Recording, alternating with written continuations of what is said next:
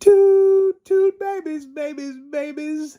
Ooh, you're riding the funk train with Funkmaster V, and I'm wearing my stupid Donkey Kong t-shirt a weird relative got me a couple of Christmases ago in simian allegiance for today's creature feature, which is Mattress Monkeys for the Atari 7800. Now, this thing is so full of surprises, this should be named after Jim Neighbors. That's one for the old heads. Not only did this seemingly come out of nowhere for the Atari 7800 on the Atari Age store, Atari Age actually shipped this thing in a reasonable amount of time, and if you know anything, that's a news flash. And once you start cracking this thing open and looking at it, you're like, okay, this is a simple game. This isn't going to be too complex. If you pop open the hood, there's tons of surprises underneath. Hey, we're going to get into it now. Mattress Monkeys for the Atari 7800. Should you buy this for yourself for Christmas?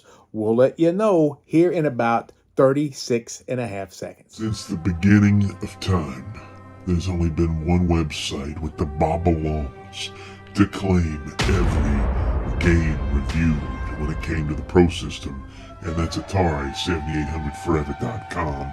But now it's time to get on that YouTube trip, babies. And who am I? I'm Funkmaster V, musician, ghost hunter, hat flipper, pro wrestler, comedian, actor, filmmaker, and I'm going to take you on a whirlwind tour of all things cool about Atari and the Atari 7800 with a podcast, news, even new crap. Baby, are you ready to get your groove on? Because it's about to get funky up in here. When you first check out Mattress Monkeys and you see screenshots or video game footage, you're probably going to be like, okay, this isn't going to be like EXO or Bentley Bear Crystal Quest or Ricky and Vicky. This isn't going to push the system. This is a simple Twitch game, and yes, it's very reminiscent of like Frogs and Flies. As Aristotle has been incorrectly attributed this quote on the internet, the whole is greater than the sum of its parts. There's a lot to like about Mattress Monkeys. First off, the crazy thing is it plays on one cartridge without any dips switches. There's a 2600 version of this game and a 7800 version of the game.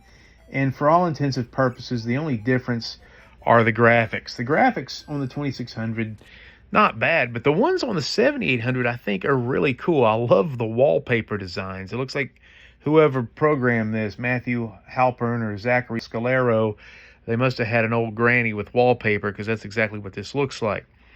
So the story of this game is there's two monkeys working in tandem. Kind of reminds me of Super Circus Atari Age, where one guy jumps and flies towards the ceiling and the other guy is landing, and it kind of creates this wave look on the bed. And you use the bumps and you land where the bumps are coming up the tallest, kind of like a trampoline, to get higher towards the ceiling.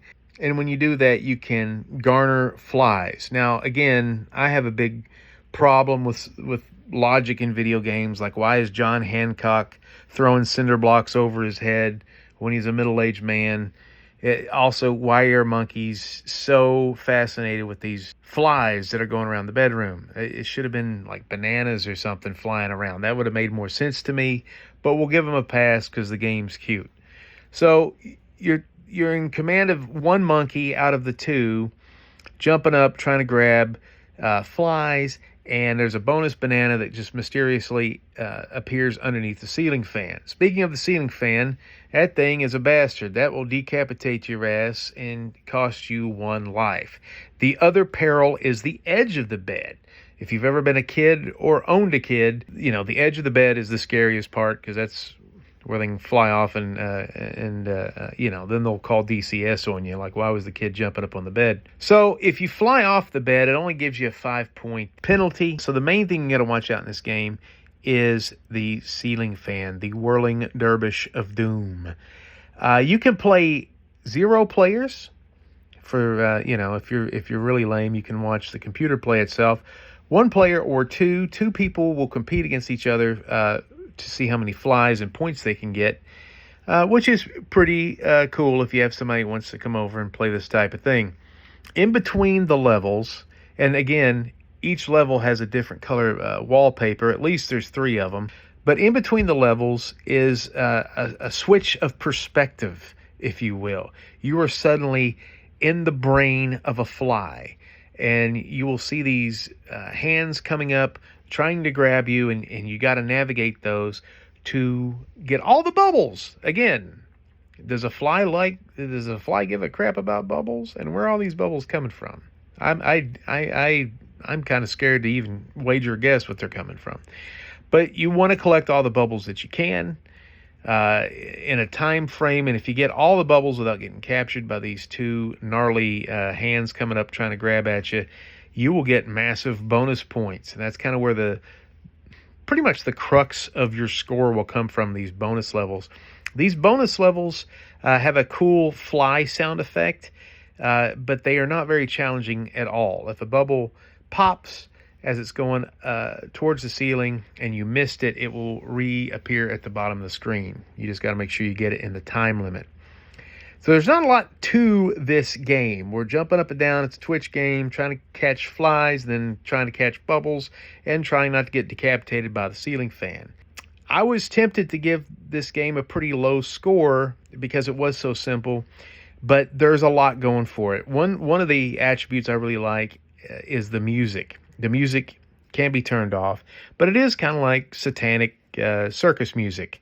It sounds like if monkeys listened to the radio, this is the type of thing they would listen to. There's also a screen where you can look at the credits. There's also a screen, and I don't even know if these are real, but you can look at advertisements for, I guess, this company's or this production team's other games they're working on, like Fly Hunter and a game about Bigfoot. The graphics on these are great. I don't know if these are real games, but they look great, and it's a great idea to include something like this in here. Also, because this is a 2600 game and a 7800 game, the guys were smart enough to include a pause option for you, because the 2600 famously does not have a pause button. You can pause the game by just hitting the button. So yeah, this game is just controlled with the joystick, a la Pac-Man days. That's what we're looking at. So at the end of the day, hey, what is this thing? This thing isn't going to be a 5 out of 10 because you're not going to be playing it a whole lot. But you have to sit back and admire all of the polish on this little game. It's $60 from Atari Age. You know, with Atari, they have got us acclimated for, paying $30 for these carts, and you can find them on sale all the time on Amazon and sometimes on Atari.com for like $20 or $19 or $24. So $60 for a little game like this is asking a lot. You will not play this into the evening. You will play this probably in 5 to 15-minute bursts. It is pretty cute. It is pretty good. It is not that captivating. So I'm teetering between a 3.0 and a 3.5. I'm not exactly sure where I'm heading until I probably put the video together.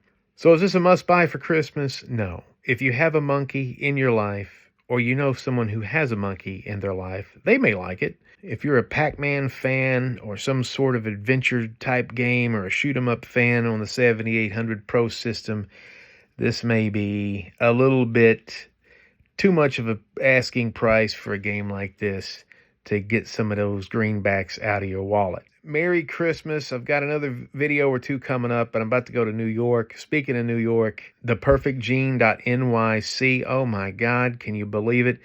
These jeans look great on my butt and my legs. And I'm going to tell you, ever since I got these jeans, I'm not even kidding, I have gotten tons of female attention. Normally, they're dogs, like little Shih Tzus and Greyhounds and Golden Retrievers. But occasionally, human women are giving me that look, guys. Check out Theperfectjean.nyc. We are working on Showdown in Secret City, a movie about the evils of AI and Oak Ridge and the Oak Ridge supercomputer. I've also got a TV show coming out on a brand new network, or an old network that's being relaunched, Asy TV, ASY TV. My show is Weird Roads with Vinny Vineyard. Make sure you check that out. Hey, Funk Believers, I really want to have another Atari 7800 video out before Christmas, but if I don't, happy holidays.